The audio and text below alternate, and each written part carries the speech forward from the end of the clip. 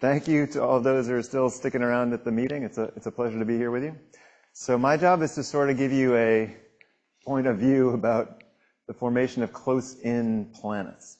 And I'm the third person doing this after Tom and Ted. And my approach will be different than Tom's and kind of different than Ted's too. So I'm going to kind of give you kind of some ideas. I'll try to touch on many of the things that have been talked about. I'll give you plenty of my own opinions but soliciting comments. And I'll try to make the point in the end that I feel like it's kind of, things are converging on a certain idea, and that idea belongs to all of us, and that everyone has a way to contribute with different parts of the story. Right? So that's where we're going. Here's a joke this is from like 15 years ago. If you Googled Super Earth, this is what you would find. It's not what you find anymore, but that's what you find now. All right, well, here we go. So here's an outline. I even did an outline for you. So we're going to start off with something that's different, because 10 years ago, there was a KITP program on exoplanets, where I spent the full time here, and I gave an invited talk on the formation of close-in super-Earths and mini-Neptunes. And that talk flashed back to a paper that I wrote about 8 years before that, in 2007. And actually, wait, in 2007, the first time I really started thinking about this was at a session at a AAS meeting organized by Eric Gaidos. So things are coming around. So we're going to go kind of weird Inception style thing or Back to the Future or whatnot. All right, so I'll do that a little bit first. Then I'll kind of advocate that this current model of breaking the chains seems to be going in a good direction. A few things to ponder, and then open stuff. All right. So first of all, this is a flashback. I was able to find the slides from these talks that I mentioned. So this is from back in the day where I was emphasizing lava, because lava. Then this is the one from 10 years ago, and this is the one from today. But that's weird. That's like happening right now. It's happening. It's happening right now. We're inside this thing. It's crazy. Anyhow, so this will not be the dumbest joke you get in this talk, I promise. There'll be even dumber ones. All right. Anyhow, so the topic at hand, super-Earths. This is actually the intro slide I gave 10 years ago, but the general thrust of it has not really changed, qualitatively at least.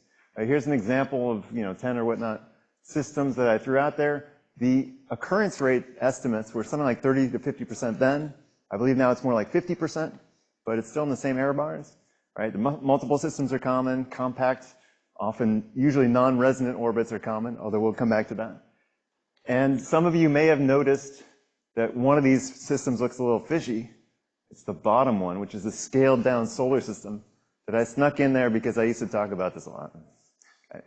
The idea being that since this is a logarithmic scale, the distance between two planets is kind of related to their period ratio. And so just kind of the Earth-Venus separation in terms of period ratio is kind of characteristic of what we see among the super-Earths. That's why I did that. Right. So how do these things form? So now we're going to flash back to this sort of review thing that I did before these planets were found. So this is a paper I wrote back in 2008, coming up with different ideas for how close-in small planets might form. Okay? And I think this is kind of useful to see how this has evolved. And so what I was suggesting there, based on many other papers by like Zhao et al., Turkham and Papalouisiou and others, was that different models could be told apart by two kind of quantities. One being the orbital architecture of the given system, the other one being something about the composition. And you can see this dates back because we called them hot Earths back then. I didn't know what to call them. The whole super thing hadn't come out yet. Anyhow, so let me go through these, right? So one of them that was proposed to start off with in situ, just like we had envisioned the planets of the terrestrial planets of the solar system at the time, forming similarly but much closer in. There was the migration idea. Of course, at that time we thought they had to all still be in resonance, and we'll talk more about that in a sec. Then there were several different ideas that all kind of relied on giant planets doing the work. So giant planets shoving small rocky things around and producing them. And so that was a really big part of this field for a very short time, because it was quickly realized that giant planets don't really correlate with super-Earths like they would have to be explained by these models. But, they were in this early stuff. And then there was a kind of a crazy idea that maybe you could have a planet on a super eccentric orbit that then gets circularized. And maybe that one still is relevant to some degree for ultra-short period planets or whatnot. I don't know. But what I argued back then, anyway, 2015, see, I put little labels about when I was thinking certain things, just so you can see. And so at the time, as of 10 years ago, I was kind of arguing that, you'll see in a moment I'll argue that in situ is no good, and for very simple reasons. But these are the two candidates that were still there. And you might say, well, you know, is that, you know, all right, there's details related to the orbital distribution in the migration model. And then it's like, well, it's true, like I'm just giving you my opinion. And you might say this sort of thing to me, which is, that's just like your opinion, man. And it's true, I can't deny that, it's true. Anyhow, so let me move along and let me just give you the very simple story of why the in situ accretion idea doesn't really make sense. And an alternative that sort of does make sense. Okay? So in situ accretion, what does it mean? It means things grew locally and you don't have to worry about migration at all. That's the concept. And so here's a very simple simulation of where we chucked a whole bunch of stuff close to a star to try to build a given super Earth system. And so what we're going to look at here is just watch this stuff grow. All right, so what do you see? It sort of grows as a wave sweeping outward, more or less.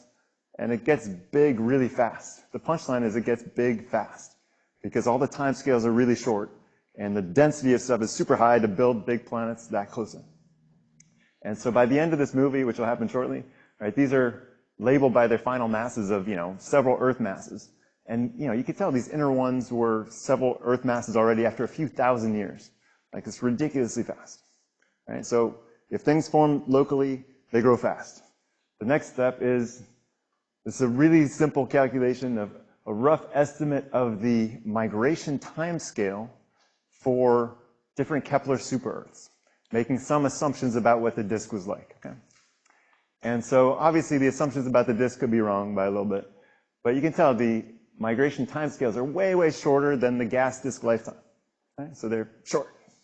And then finally, this is a cool paper by Inamdar and Schlichting from 10 years ago, just showing that even the gas drag timescales that are usually negligible for big things can be really big for planets really close just because there's so much stuff.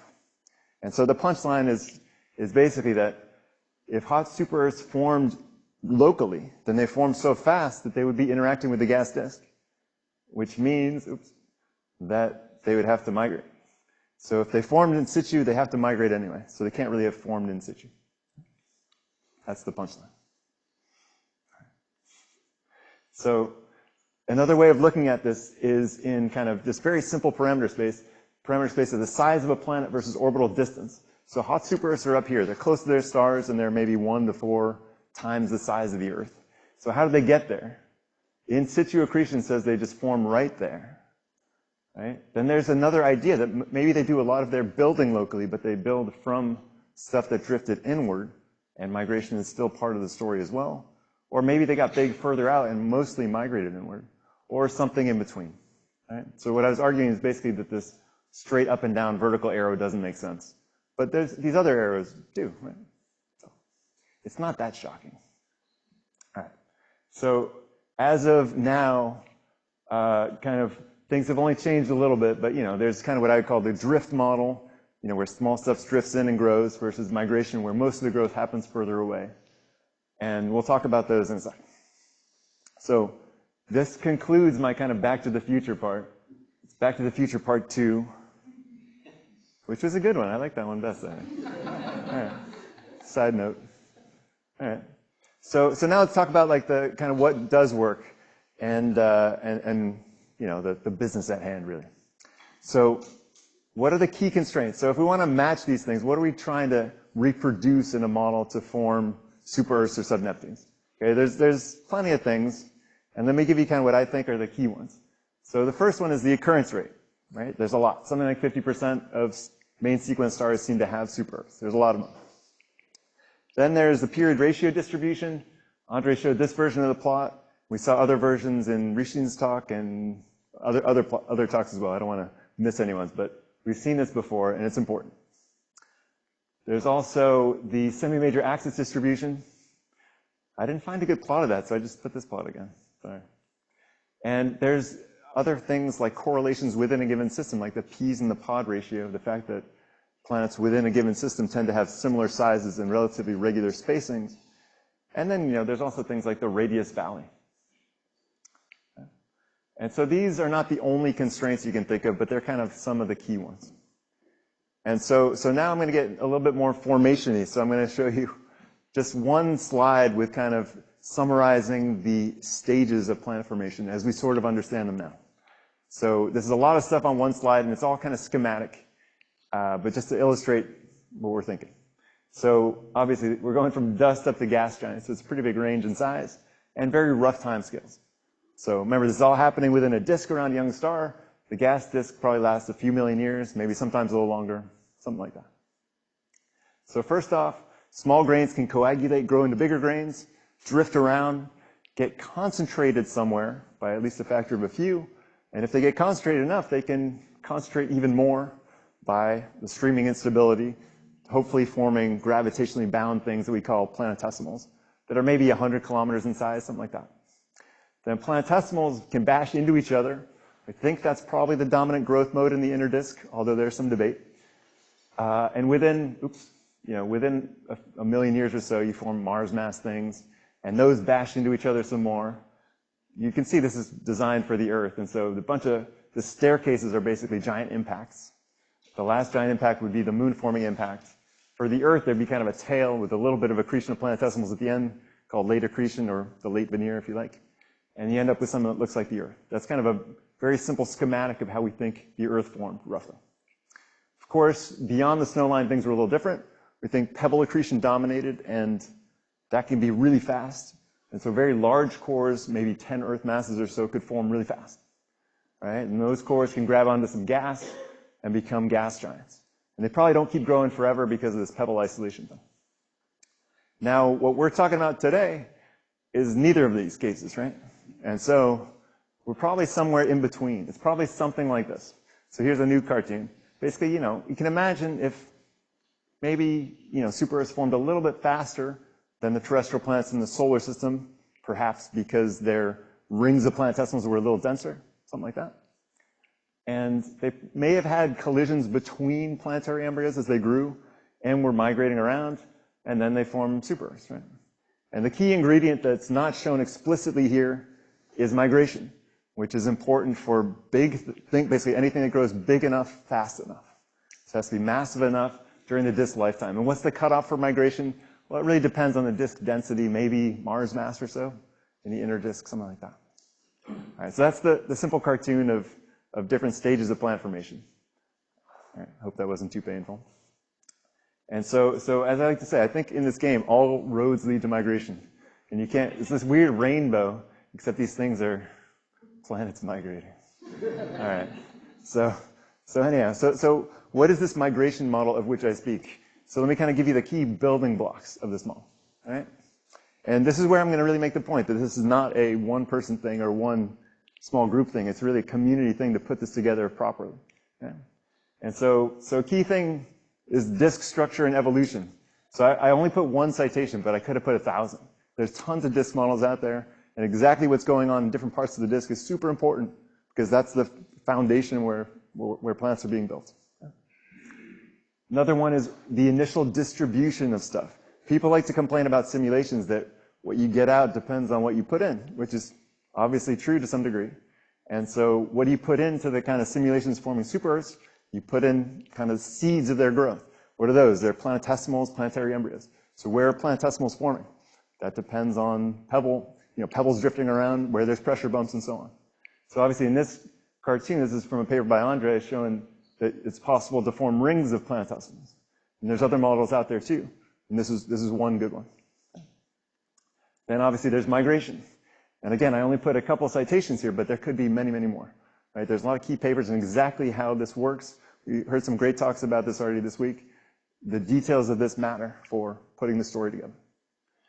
There's the fact that migration probably doesn't just dump planets onto the star all the time anyway, at least. Maybe from time to time, but not all the time. Migration seems to be stopped at the inner disk edge, where maybe the dust sublimation radius, as we heard earlier today. And of course, as things migrate, there's capture and resonance of different planets as they migrate. Okay? And so this plot here is from a classic paper by Turkham and Papalouisa, which is really the in my mind, the first that really put together most of the pieces of this sort of model. And they did a really nice job kind of predicting what would be seen. And their model still holds up really well, right? It's kind of the foundation of the breaking the chains thing. And they're not the only ones. There are several others who've done that.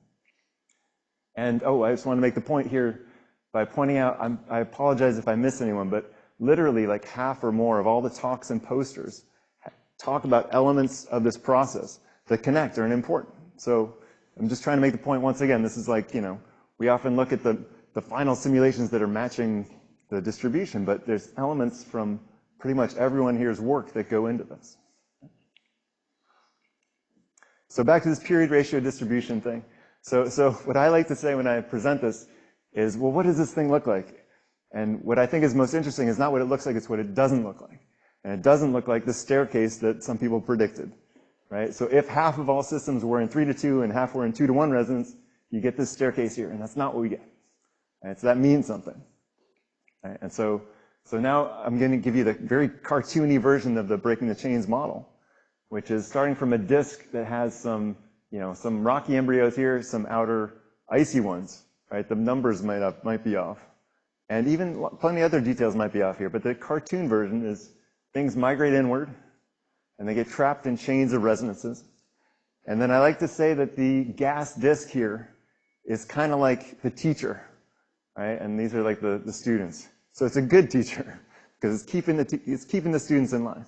Right? Sometimes there's collisions between these guys, but then as long as the teacher's around, gets them back in line. All right? But then, as we know, gas disks don't last forever.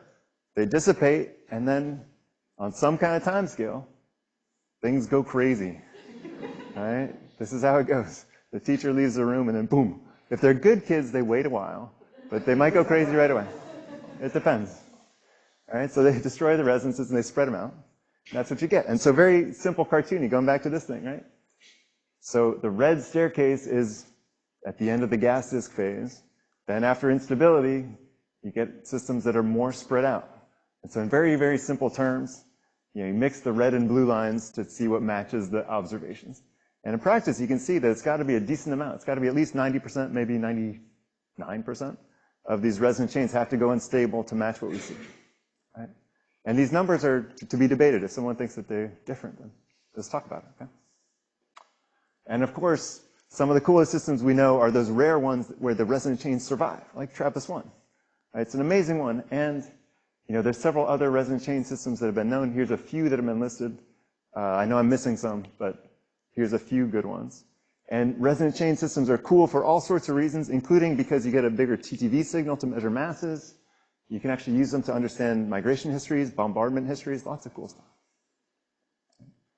And so cartoon summary again of the model. And I just kind of put a very quick search last night of some of the papers that have been doing this. And so this is kind of a subset of papers already working on this. So just to show once again that this is a community thing and not anything claimed by any one person or group. Yeah?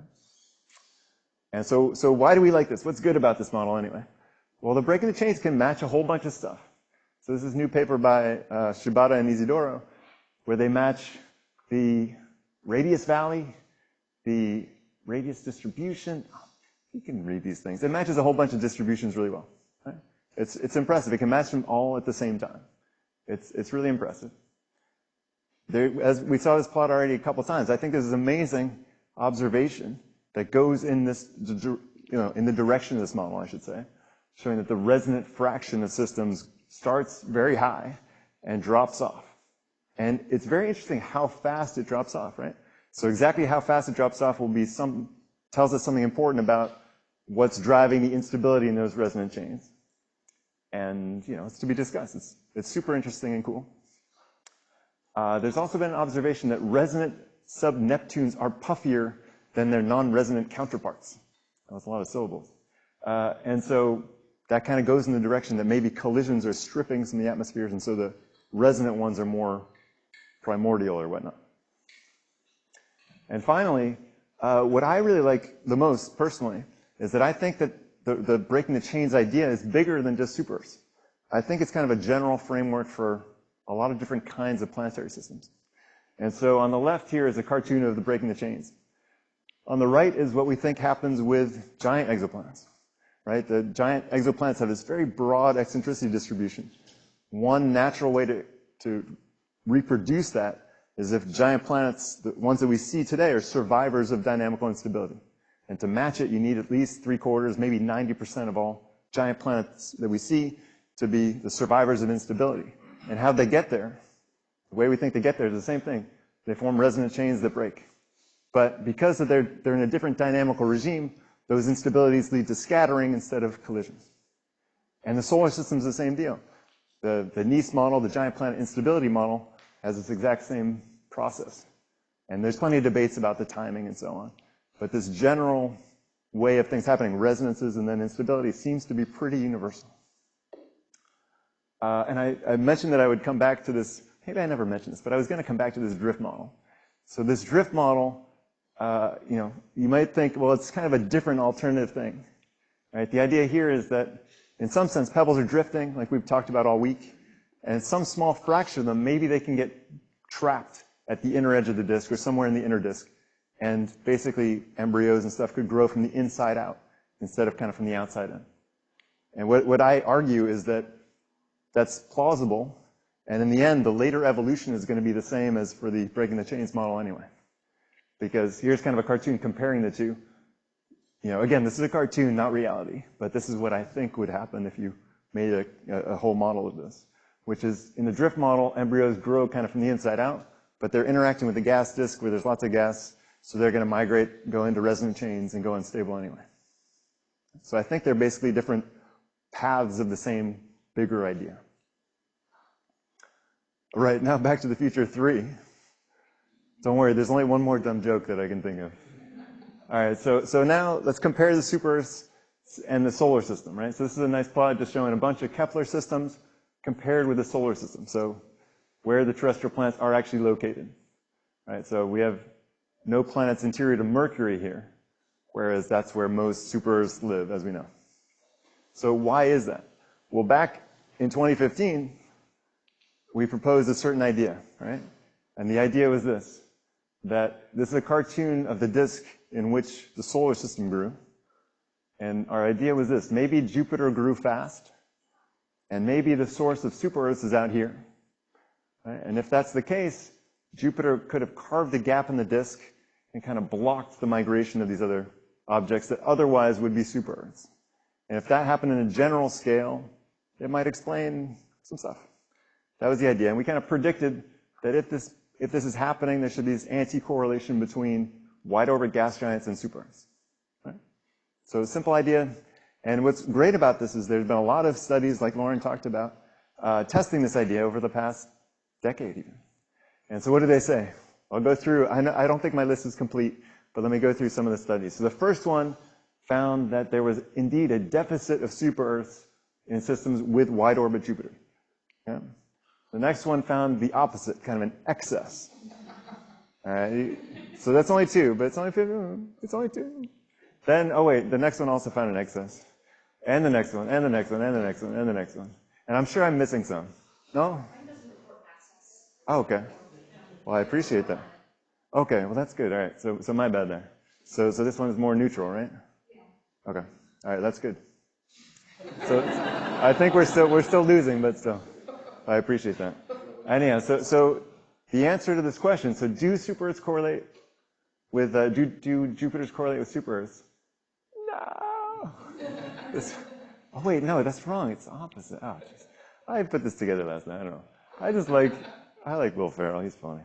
Anyhow, so if the case is that super-Earths and Jupiters are instead correlated, at least to some degree, then why would that be? Maybe it's because this is something to be discussed, and I don't have a final answer. One random speculation that I can come up with if there are rings of planetesimals behind these different structures, and that giant planets tend to form from the middle ring, and super-Earths form more commonly from the inner ring, that it might make more sense, or it might make sense for there to be a general correlation between the amount of mass in each ring. So it's an idea, it's speculative. Let me just mention a little bit about the radius valley. We heard about this a little bit. I don't really have a ton of stuff to say, except that I think it's super interesting and that There's a lot of pieces in there revolving photoevaporation, core-powered mass loss, the role of impacts, and understanding all that is key to really understanding the underlying compositional distribution of sub-Neptunes, what fraction are water-dominated versus gas-dominated. And I think it's super interesting to see where that's going. And finally, I want to mention a little bit like, what's up with Mercury anyway. Right? As Matt very nicely showed us, simulations struggle to match Mercury. Mercury was up here in mass diagram, and all these different types of simulations were struggling to get the period ratio and the mass ratio right. And currently, there's no, as far as I understand, there's no really reliable exomercuries. All right, so this is, I was a little lazy here, but the title of this paper is basically saying reduced evidence for a supermercury population. Right? So that's what you should remember there. And there's a cool paper by Cambioni et al. Arguing that based on collisional stripping, you're more likely to end up with iron-rich objects that are small. So that kind of is an interesting thing. Well, Mercury exists. Maybe there's not a lot of supermercuries out there, but that might not be too bad. Finally, what are some other interesting features of close-in planets that are worth kind of taking into account that also matter, other sort of constraints? There's things like the superpuffs, these really interesting, really low-density planets. Exactly how they fit in the story is really interesting. There's ultra-short period planets that we heard about earlier today that are also super interesting, that can go down to, just a couple stellar radii from their stars. There's planets around pulsars, brown dwarfs, white dwarfs, that involve things like tides, stellar evolution, and so on. This is just a plot showing the tidal evolution of planets around a brown dwarf as the brown dwarf itself evolves, which there's all sorts of details in there if you want to know about. So let me just move on and kind of give you what I think are some open questions that are hopefully lead to some good discussion. So the first one is, what are the weak or missing points in this breaking the chains model, and how can we falsify it, basically, right? So I've been trying to argue that this is a pretty good model and it's working pretty well, but no model can ever be proven. It can only be shot down. And so if we can shoot it down, we should. So how can we do that? How often do planets fall into their stars? I think it's fascinating that they can sometimes. Does it happen all the time, or is it a rare event? What role does that play in really shaping close-in planetary systems? That leads into why are there no supers in the solar system anyway? What's up with Mercury, but like for real? Yeah. Why? And then these other things, like why do sub-Neptunes correlate with age and position above the galactic plane, as we heard about in Jesse Christensen's talk, but also earlier as well, a talk that I'm blanking on, and I apologize for. Hers was the first talk. What? Hers was the first talk, yeah, but it came up again today in a talk that I'm forgetting. I apologize for forgetting. And of course, what's the true compositional distribution of super-Earths and sub-Neptunes? This Tuesday? 2. Oh, sorry, yeah, 2's talk, right. And finally, kind of one last key point that I think is worth thinking about is at the next KITP meeting, what things will have changed in our thinking about all this. And so I'll stop there and hopefully we can get some discussion going.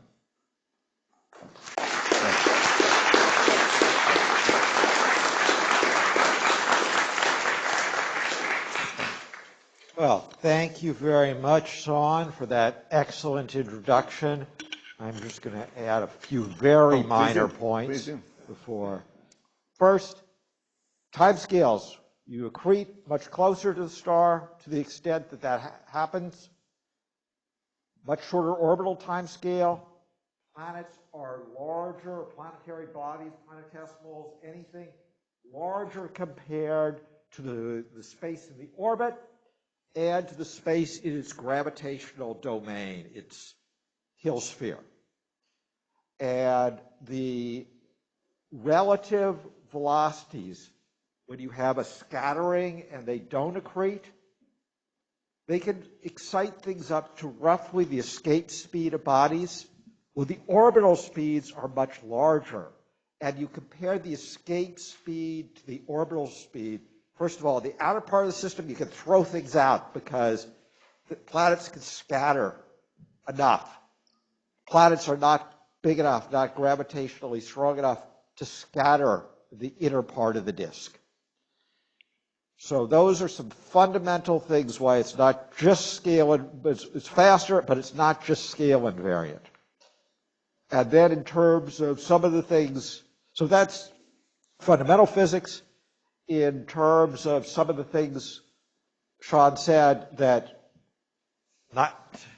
they're viable ideas, but there are other ideas. And for instance, is pebble accretion? Yeah, there's some accretion, planetesimal sum of pebbles.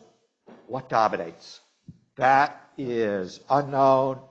And I am a little skeptical about the idea that a vast majority of young systems really were in resonance, because phase numbers are based on very small statistics for that first point, and it's really hard to get the distribution you have with having virtually everything in resonance at the end of the disk. I'm not saying isn't higher for young system. That, I think, is very strong statistical case. Anyway, with that little appendage to what Sean said, let's open it up for discussion. You can go to the mics. You can raise your hand.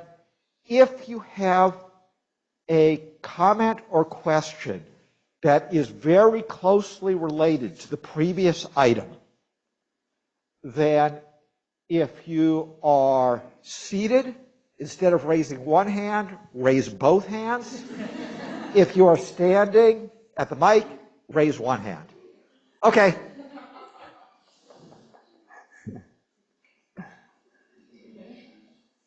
We'll start over here. We'll go back and forth, and then I'll get people who raise their hands. But, bringing it in, you can cut in line by this two hands or hand to the mic. Do I need to introduce myself? Yeah, quickly. Okay. I'm Nick Toussaint from the Penn State University. Naive question. How confident are we that there wasn't a super Earth in our system, inside Mercury's orbit at some point? I don't know how, Is it a silly question? I don't know. So it depends on how easily you can get rid of it, right? So there's this paper that was alluded to this morning about the grand attack and that getting rid of it. That paper has some big holes in it. It's hard to explain. But is it possible, what if there was just one super Earth at like 0.05 AU, could have gotten rid of it? I don't know. That's a good question. And from what Adolfo's talk, maybe if there was an FU Orionis outburst at the right time, you could. So I don't think it's completely ruled out that maybe one super Earth could have been there. I don't know. What do other people think? So let me just say that if you're talking about a distance inside Mercury's orbit, shorter period, we are not confident whatsoever. If you're talking about after Mercury formed, then it would be much more difficult. Yeah, good point. The time scale matters. Yeah. Richard? Yeah. Thanks for the fun starting of the discussion session. Under the frame of the breaking the chain framework, there are many things people have been comparing with and have successful stories. And I think with the new information, phase trend of breaking the chain, there are more things I think we should also compare the models with. And one is the really resonant fine structures in the histogram, because some previous theory or models might face some challenge in these new timeline constraints. And second is the TTV phase distribution, because the non-zero and wide phase distribution in the TTV data, it is a record of previous instability history, and it is somewhat new observation result that I think models should also be able to compare with. Yeah, just adding that to this framework, and I hope our new work spark more interest and discussions on that. Yeah, absolutely. I think it's a valuable point of view. Thanks. Stephen? Okay, so I have a question for the Mercury people. So something I'm trying to wrap my head around is if this collisional stripping really is like one of the more leading models, where did the rest of the stuff go? And I mean, I guess the easy answer is maybe it got ejected, maybe some of it got engulfed by the sun. But like, it seemed like, maybe this intuition's wrong, but like, it seems like the probability that you have this collisional stripping and then everything inside of Mercury just gets completely cleared out is probably pretty low, given that exoplanets have tons of planets within Mercury's orbit. So does that, yeah, go ahead. Does that pose a problem? I'm sure people have thought about that. Yeah, I mean, it is a problem, right? You got to get rid of it, but the mass ratios between these things do help you, right? So Mercury is like 20 times smaller than all the other guys. So if you know, it's not a lot of stuff that you got to get rid of. So it can hit the other planets, but it's going to hit Mercury too, right? And that's the big fundamental problem. Either you have to grind it all down to dust, and then, you know, you can have the solar wind push it away or something, but it probably shouldn't all get ground down to dust. There should be a lot of macroscopic stuff, and then it's going to fall back to Mercury. And I think that's still the fundamental thing that we can't get past, and they don't have a way around that. Yeah, I mean, the way around it is if you have a very small, very high velocity collision and vaporize a significant fraction of it. Yeah, but it's very hard to get that super, super high velocity. Yeah, how fast does that have to be? I mean, the ones they like are like 30 plus kilometers per second. That's yeah, but insane. if what you're doing is Jupiter is cozying something, then you can have velocities that are, you know, much is large compared to that. If you're on a nearly radial orbit. Sure. So then it's like, then we're getting back down into the, you know, low probability model, right? Because if Jupiter's cozying something and it's early, you know, you still have all this mass around to damp that stuff out. So then okay, so now it's late and it's getting cozied and this is one random embryo that's left over and it just happens to slam into tiny little Mercury. You know, I think it's going to be hard to get that to work. Remember, there's a lot more stuff out there. You could have something that starts by being tossed back and forth. You got tens of Earth masses being tossed by the giant planets. Lauren. Thank you. Yeah, so actually, in response to like where does the Mercury sort of silicate mantle ejecta go? So one thing that sort of crossed my mind earlier was it matters what size particles you grind it down to, partly because I've read Jacques Lasauer's book, and I know that for various small things in the solar system, there are non-gravitational accelerations that will tend to remove them from, say, the orbit of Mercury. So you can get like the Yorp effect. And I forget what all the different mechanisms are, but there are all these fun thermal and sort of photon-related effects where you can get stuff to move, say, outward beyond the orbit of Mercury. Yeah. And if you can do that and like get it to sail to, I don't know, the asteroid belt or something and just dump it all there, do we solve the problem? Yeah, there's lots of papers out there. You know, you can do it with Garkovsky, you can do it with Poynting-Robinson. It's not insurmountable, but it's you solve one thing and then there's another issue too.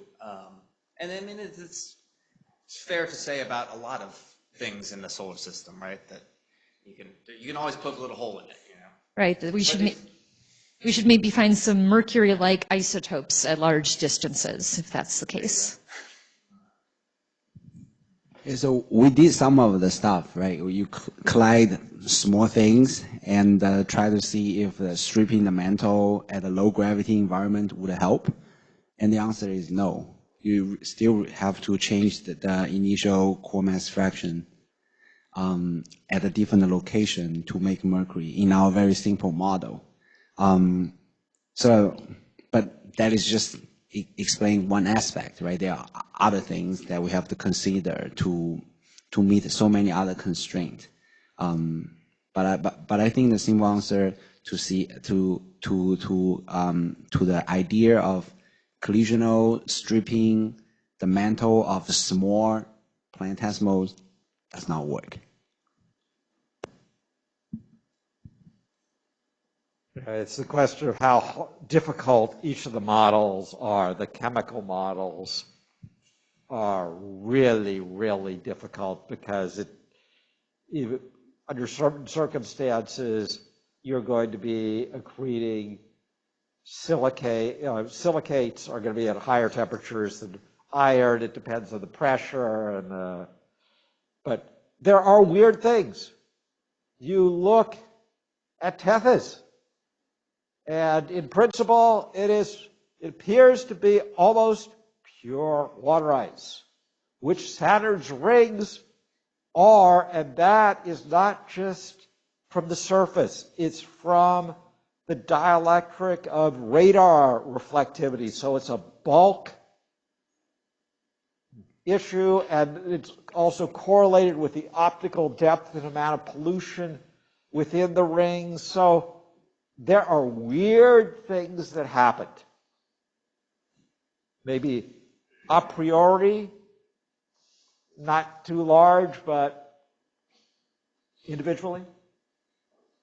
Yeah, I mean, I completely agree, and that's you need to look at this from both sides of the coin, right? Like the solar system is a big place. There's a lot of things in the solar system, and for any weird dynamical phenomenon, you can find something in the solar system that does it, and that doesn't mean that exists or that Mercury exists. Doesn't mean we should throw everything out with the bathwater, right? That's not what anyone's arguing. But there are key processes that we think were involved in Mercury, Right. that could be involved in these other systems too, and it is important to figure out Mercury, Absolutely. It is far more accessible, right? And there are things where you have some data and you have confirmation bias. You get an idea or you see something, is that unusual or not unusual? And it's really hard to say. With the period ratio distribution, we're trying to figure out what's significant in that period ratio distribution. And, yeah. Okay. Yeah, no, Emerson. Okay, sorry. Is it all right if I change Absolutely. topic a little bit? Sorry, this is kind of related to what was said earlier about super Earths. I'm no expert, but from my understanding, what we've observed is a lot of super Earths tend to orbit, so Neptunes are a lot closer to their host star. So if there was one in our solar system, I don't know, it would have to be really close. And I think the closest thing is maybe Mercury. I don't remember Mercury's distance from the sun off the top of my head, but I don't know. That kind of leads to my question, though. I don't have any answers. I only have questions. Is the generally accepted model still for our solar system that Jupiter kind of blocked off volatiles and more material from reaching the inner disk and forming like larger planets close in? Is that still the accepted model? And if not, what is it? Yeah. First, it's not necessarily, there's no evidence saying that there aren't super Earths and sub-Neptunes farther away. Yeah. It's just, most of the keys don't have to be drop near the streetlights for most of the ones to be found. Yeah. The ones drop near the streetlights. I don't know how radial velocity is not quite as biased as transits, but you look at occurrence rates. They don't start going down for sub-Neptunes and super-Earths.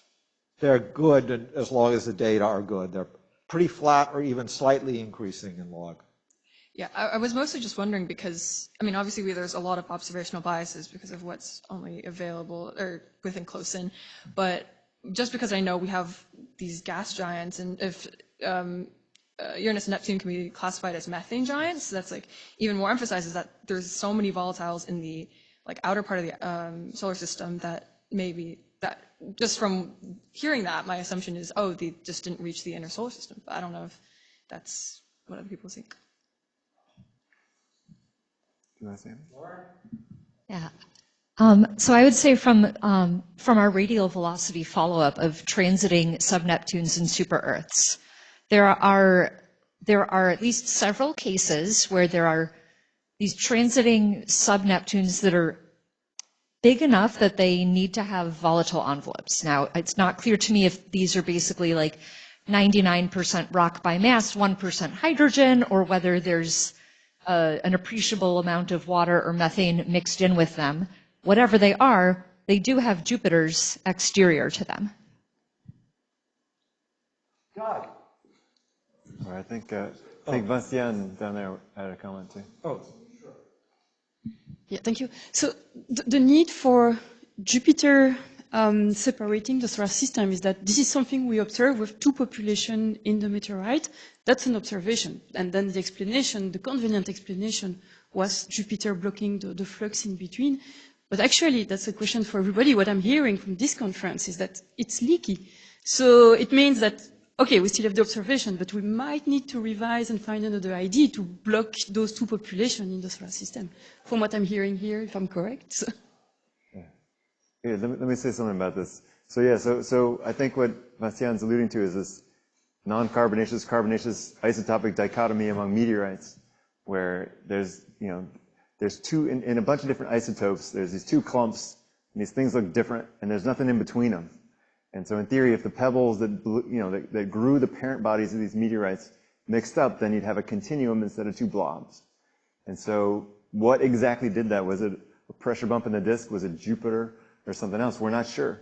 What's interesting is that those things we think were forming at the same time, so they had to be forming somewhere in different places in the solar system, but now they're actually next door neighbors in the asteroid belt, which is interesting in itself also. But at least something was keeping them apart while their parent bodies were forming. It's not necessary for it to be going to body separating.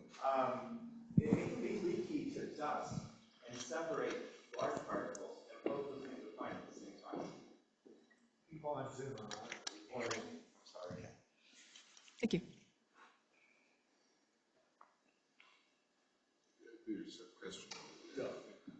There's a question. Is it Sierra or Doug? I think Okay, so it's Sierra. I want to depart a little bit from the solar system because it is a unique, I want to try to, depart a little bit from the solar system. It's interesting, we're home, and but it's just one system out of the 5,000 known. Actually, there's a much larger population none of us have been talking about. That is the free floaters. Now, people have different opinions on the validity of the claim by microlensing folks, but if they're right, they're 5 times Neptune mass free floater than every star in the local neighborhood. Now, if they were made in the neighborhood of their host star, and to get them out takes much more energy than just to shuffle them around to break the chain. And so whatever mechanism one has to introduce to account for the elephant in the room, okay, will have great implications on any of the gentle processes we're talking about. If you bring things out from down deep, it's really difficult. If you do it from the giant planet region, it's much easier. Jupiter that still have influence. There's still influence on the inner part of the system. Yeah, that's a good point. Yeah. Oh, go ahead. Or I think we need the mic over here. But remember, only about 15% or so of sun-like stars have giant planets. And so, right, if you want all of the micro-lensing, I'm going to call them free floaters, but not free-floating planets. They're freely floating objects. If you want them to be planets that have been ejected, right, you have to have... They have mass measurements. Yeah, But they could be black holes. They could be like, what makes you think they're planets? That's even more challenging to produce that many black holes. Why is it more challenging? You're right, they have mass measurements. Whether they're real or not, as objects, is uncertain, but they do have mass measurements. Let me just say one quick thing before we switch. There's the free-floating planetary mass objects. There's a bunch of people looking at this these days, and there's several models trying to match, their abundance and their mass distribution in some sense. And Doug's point that whatever happened to create those must have also had a consequence on the inner systems that we see is a very good one. Sierra? Great, thanks. I have probably a very naive question. Maybe we can answer quickly, because I'm really out of my depth here, so I don't even know how to formulate the question. But the question is about these resonant chains, and either you're forming them or you're migrating them to where they are in these resonant chains. Do you think that will have an effect on sculpting the dust disk? Either the dust disk is forming them in rings that are resonant, or it's being sculpted into those rings. Do you think that will happen in a way that is predictable? And then do we see evidence of that from, for instance, VLTI Matisse data? That's probably where I would think that you would be able to see this the best. Good question. Who's modeled like the PDS 70 system and this kind of thing here? Anyone?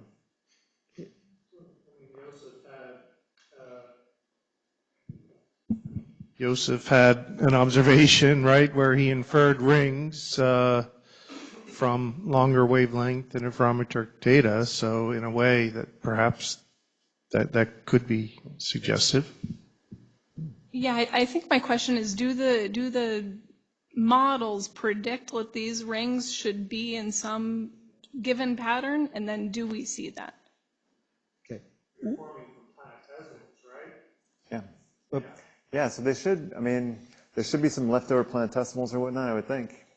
But would they systematically be in a certain place? Would we, I guess early on, before they're ground away, there should be some leftover stuff. Have you ever looked at that, Andre? Watch out, because what we're doing is we're grasping at different parts of the elephant, so to speak, because these systems where there's the statistics, the smaller planets, they are very close in compared to just about all of the resolution of these disks. So again, these observations were the inner disk. Yes. The inner 0.5 AU. Yeah, right? but these are generally the inner 0.2 AU, and you have multiple planets in the 0.2 or so AU, and you need various rings. Okay?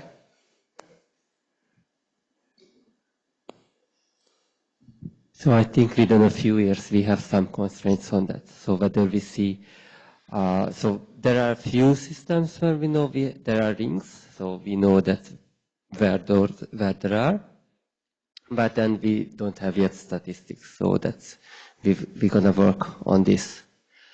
And so far it was Mario's idea that linked these rings to the MRI, to the limit border of this MRI active zone, and because that also expected at 1 AU. So that can be one.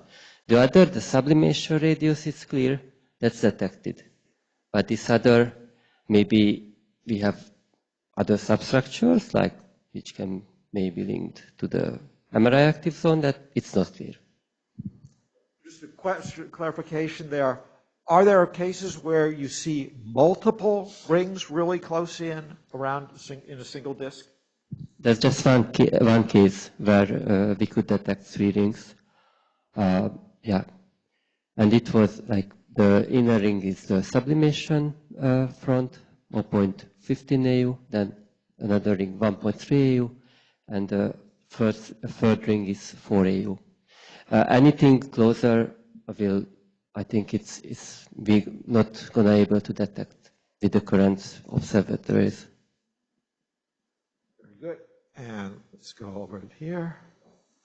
Yes, so this question comes from a very confused person, and so it's about the galactic plane and metallicity. So there is also this recent result that in rocky planets have been found that the iron content is higher in younger stars, younger than 6 gigayears, and vice versa. Yeah, and this is in the paper is discussed as the evolution of the chemistry in our galaxy.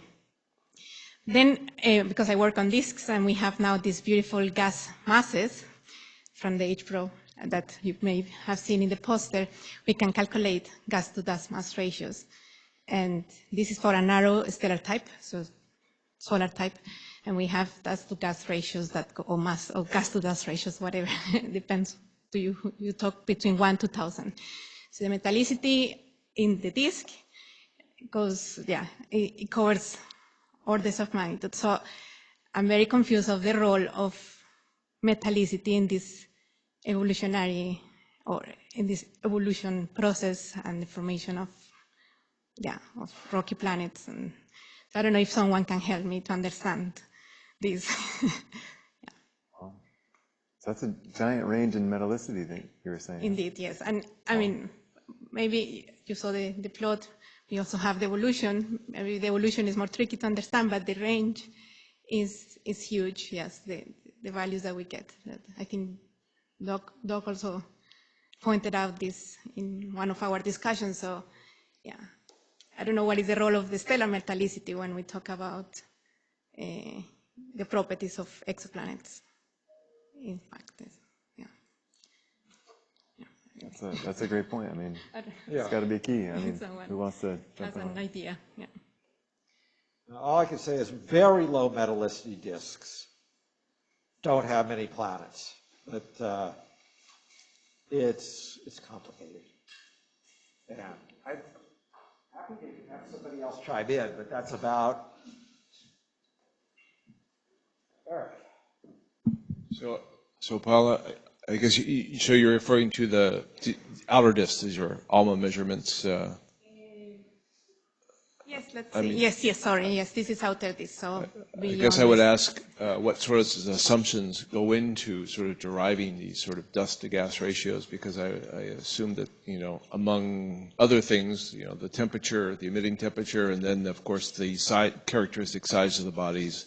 And at some point you get big stuff that ALMA does not see, which could actually contain all the mass. Yeah, that's totally fair. I mean, we are calculating the gas mass now from the gas observation, so that's why we can get gas masses, but the dust masses are usually assuming a constant temperature and opacity, but it's using those for all the disks that we observe that are from few million years to 6 million years. Right. If we believe the opacity didn't change and the temperature is similar, we see this large spread of dust to gas. So I guess I would just turn the question around. Could what we be seeing as basically the evolution of solids rather than variation in the dust to gas ratio? Well, we see also evolution of the gas mass. Yeah, well, that too, of course. You could have photoevaporation of the disk. Yeah, or viscous spread. I mean, one of the old ideas to explain the metallicity of Jupiter and Saturn, or especially Jupiter, I guess, is that, the outer solar system had experienced a lot of hydrogen loss, enriching heavy elements. So that may still be playing a role.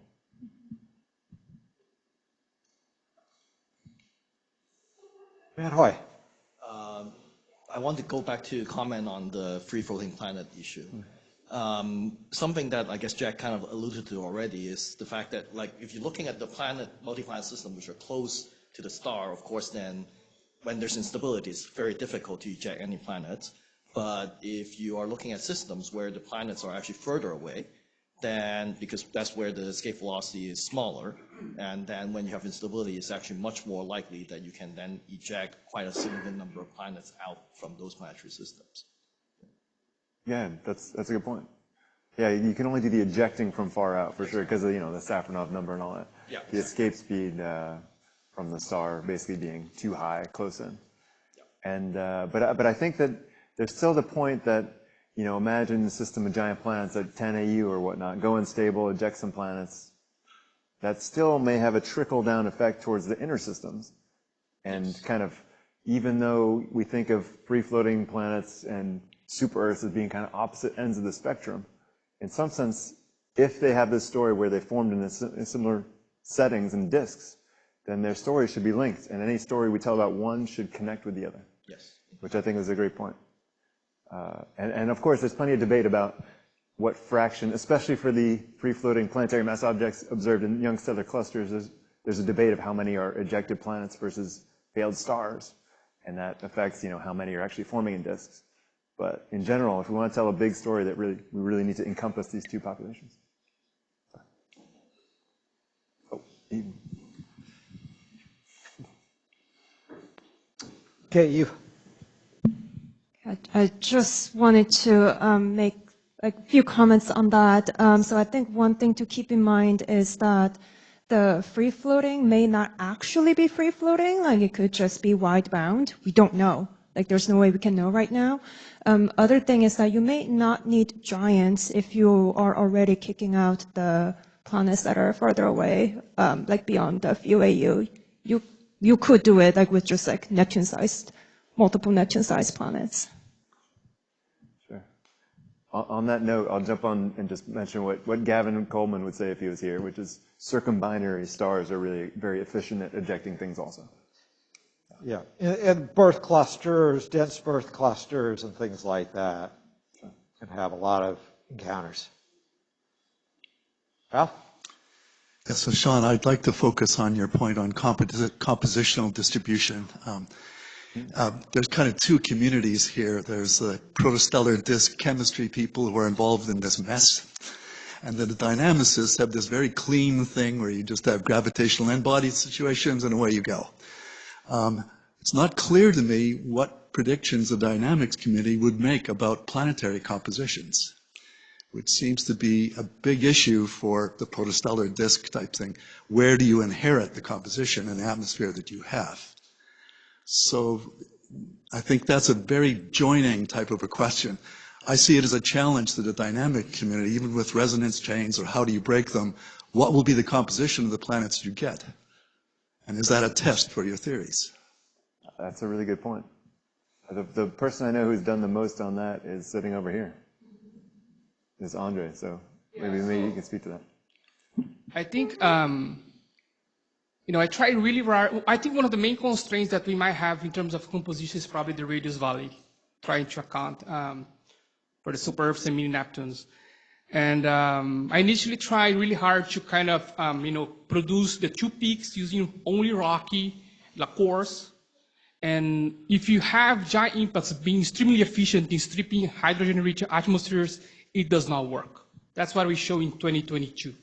The only way we could get it to work was to have a mixture of rocky and water-rich planets. I'm not saying that all systems should be a mixture of water and water-rich planets. I think we should have a few systems that are only rocky, a few systems that might be only water-rich, and some systems that might be a mixture of them. So then you do need information about what the disk chemistry is doing. It's not purely a dynamical issue. Yeah. So, and I think another important aspect in terms of the radius valley is to look at planets inside the valley, and in particular to see, there's a new paper by Gilbert 2025 PNAS where they kind of try to measure the centricity of planets as a function of radius, and they kind of claim that there's a likely peak inside the radius valley. If this is true, I think it's a strong evidence for giant impacts. We have a paper on APJL just under review on this. Yeah. As you go on your way from small to big, right? So in the planetesimal stage, if you have 26 aluminum, you could lose an awful lot of water, you can lose an awful lot of carbon, right? So there's the giant unknown and the buildup. Now the difference then becomes whether you're building from, planetesimals hitting planetesimals or pebble accretion, and Anders Johansson has papers on that, others. But it's not, it never is, right? That's what I like to say. It's astronomy. It's complicated, right? So you could imagine situations on either case, right? Okay, Arturo, you've been waiting patiently. patiently. I can also, I was going to ask a question, but I can also comment about this composition. So I have worked a bit with chemical networks, and one of the findings that we made a few years ago, I don't know if this is still the current view, is that the initial composition you give to this, the chemical composition you give to this, the amount of water, the abundance of water you have, even after a million years of simulation, these conditions still remembered by the disk.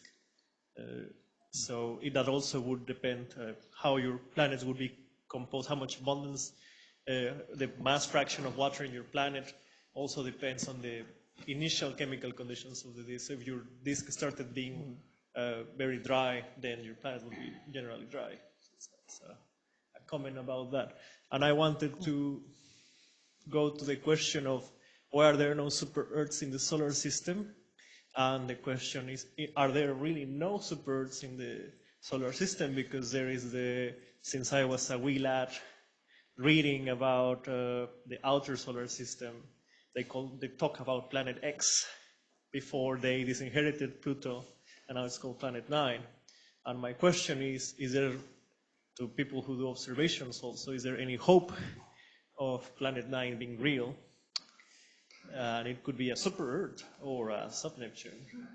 That is a very good point. And I think Andre is going to comment on that because of a paper that's coming out. I cannot answer your question, but we have a paper coming out in Nature Astronomy showing, we just do a bunch of dynamic instability simulations modeling, including the stars in their embedded clusters. And we test different scenarios, of instabilities with circumbinary stars, with multiple giant planets, and solar system-like architectures as well. And it turns out that the solar system architecture is just the sweet spot to kind of trap wide orbit planets, just because, if you have a very violent instability, like let's say involving two stars in the planet is ejected very quickly. If you have instabilities between icy planets, like maybe Neptune mass, at maybe 10, 20 U, the instability takes too long, so the cluster disperses before the planets get far enough to be kicked by a passing star. So the solar system kind of architecture with Jupiter and Saturn just gives enough time for planets to keep traveling far enough until a star passes and kick, and that couples from the from the ejection trajectory. So in terms of numbers, if the solar system had maybe 3 to 4 ejections during its cluster phase, the probability goes to up to 14% of trapping a wide orbit planet at maybe Planet 9 location. I think it's very unlikely that Mercury is the 8th most massive body orbiting the sun. Whether you call something a little bigger than Mercury out at 1,000, 2,000 AU, a planet that, but that's nomenclature. And frankly, Jupiter has 60% of the angular momentum of the known solar system. I mean, it's only relevant because the stuff that we've thrown out didn't get much from the solar system. So is Ganymede more massive than Mercury? Just one more thing. Or just bigger? The Rubin telescope should give some great data on stuff that was thrown into the interstellar medium, and this will be statistical because we're talking about faint interstellar objects. Thanks. Just to continue on the no super Earth in the solar system, I was wondering if the grand tech scenario could actually explain it, because it's used to explain the small mass of Mars. So whether the grand tech would explain why there's no super Earths in the solar system? I mean, the grand attack, had some holes to it. I mean, the grand attack, basically, it can't explain it any better than just being a barrier to the inward migration stuff. Because, it can't stop. It can stop stuff from coming from further out inward, but it wouldn't be able to stop stuff that started off interior to Jupiter's orbit from becoming a super Earth.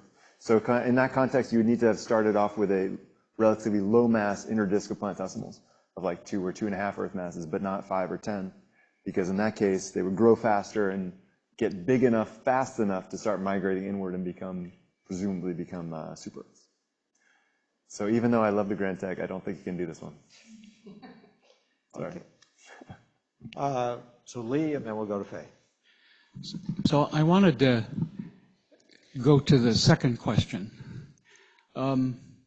My understanding of the model you like for is that all these planets are migrating. They're formed a little bit farther out, and they migrate in, and they keep more or less in resonance because there's a lot of gas there. And then must they stop at the magnetospheric radius? Is there any possibility that they might run into each other? One of the earliest ideas for F-Uri outbursts was actually you dumped a Jupiter on the star.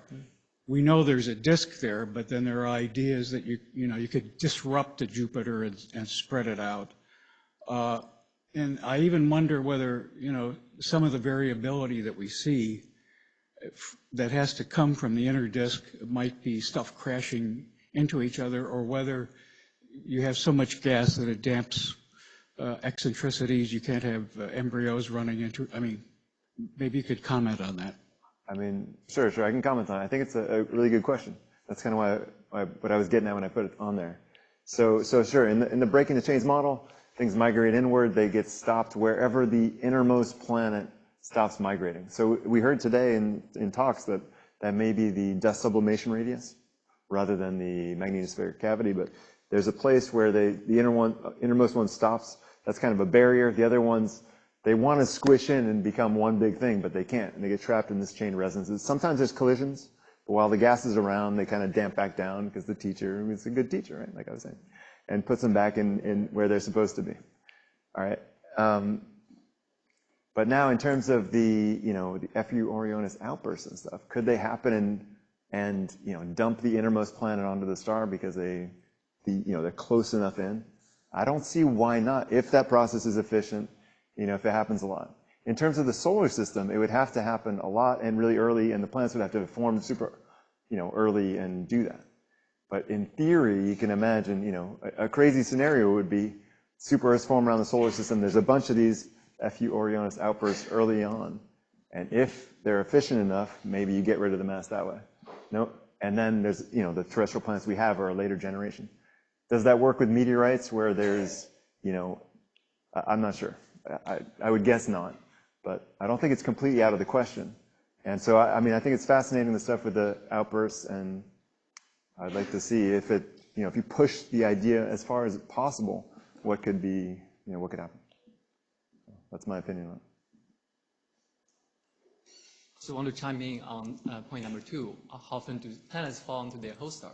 There's actually a growing literature on planet engulfment. I think the latest number is that about 5 to 10% of sun-like star might have accreted about 5 Earth mass of rocky material. And the idea is that you look at 2 binary stars, hopefully they are born coeval and have the same initial composition. And if some planetary material got incorporated in one of the stars, and hopefully stay in the convective layer, which for sun-like stars is only 2%, then only a few Earth mass of material can significantly enhance the photospheric composition. So there's a growing literature on that, and I think it's still debated, but the latest work actually leverage stellar twins, so that the differential atomic diffusion within the star is quite similar. And using that sample, there was a recent paper saying that it's about 5 to 10%. That's interesting.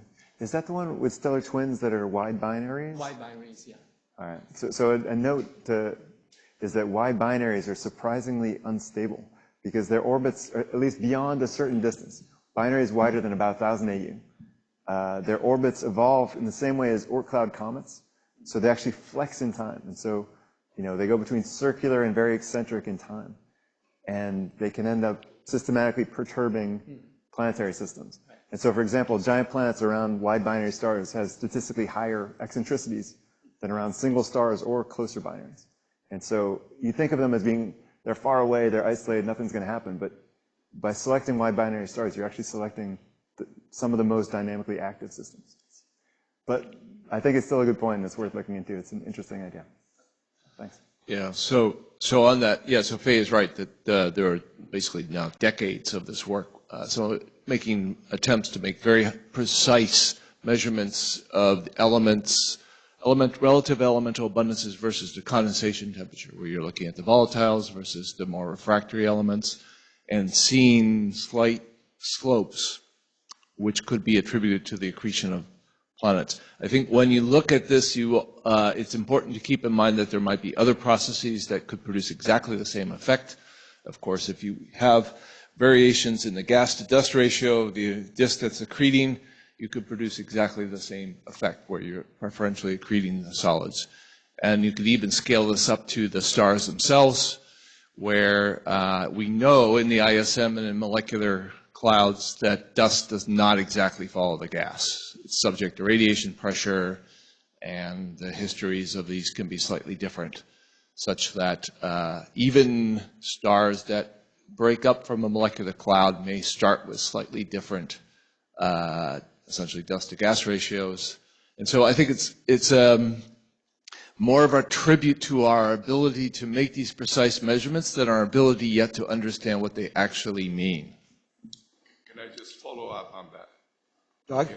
So all of the processes you described will introduce dispersion. And what is the surprise would be the similarity to high precision level. If you find binaries that are twin binaries, namely they have the same mass, then you don't even have to correct for log G. Okay, so you can do exact comparison. If the upper limit on the difference, that's what's important, not the difference. It's the upper limit of the difference. Everything else you can think of should introduce a dispersion. But if there's no dispersion, there's a very little dispersion, that's telling you something that's much more important than seeing a dispersion. So basically, if you look at a whole bunch of stars, pairs, it's the upper limit that's the key thing. Yes. Of the small ones. Yeah. Difference. Right. Right. It puts a limit on the amount of planets that you accreted, that's for sure. Okay. We had several people who wanted to respond, Sierra and Lee and Adolfo, I think. Okay, but I do want to give people who haven't spoken very as much after Sierra, because we only have a few minutes left.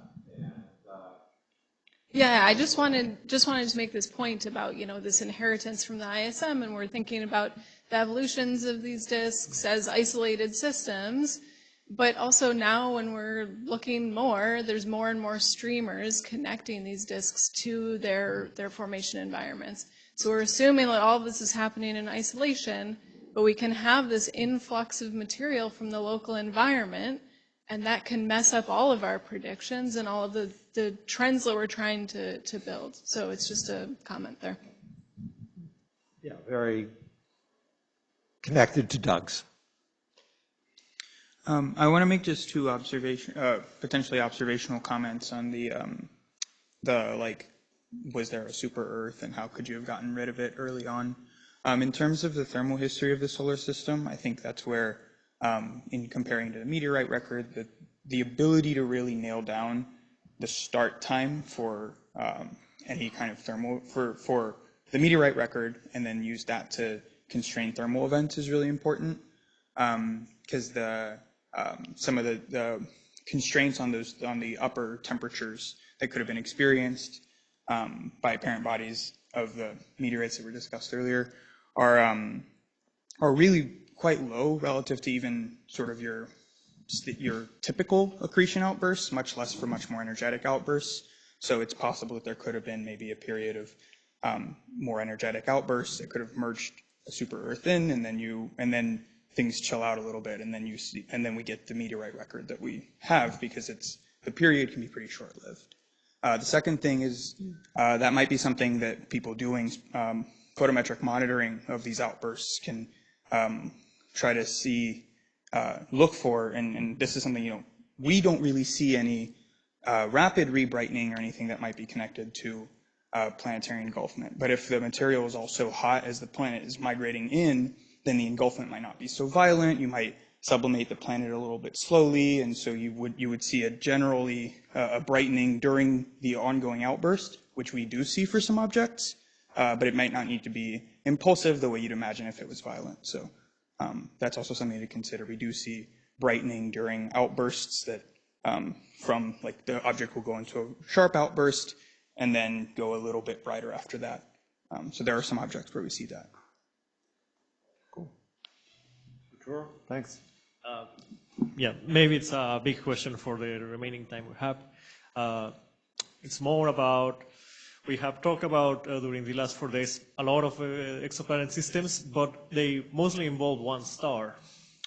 And I wanted to ask, is there any, all these models that we have of planet migration, truncation radius, dust barrier, dead zone inner boundary, can this work be applied easily to circumbinary systems, or it's much more complicated than that? I don't know much about circumbinary systems.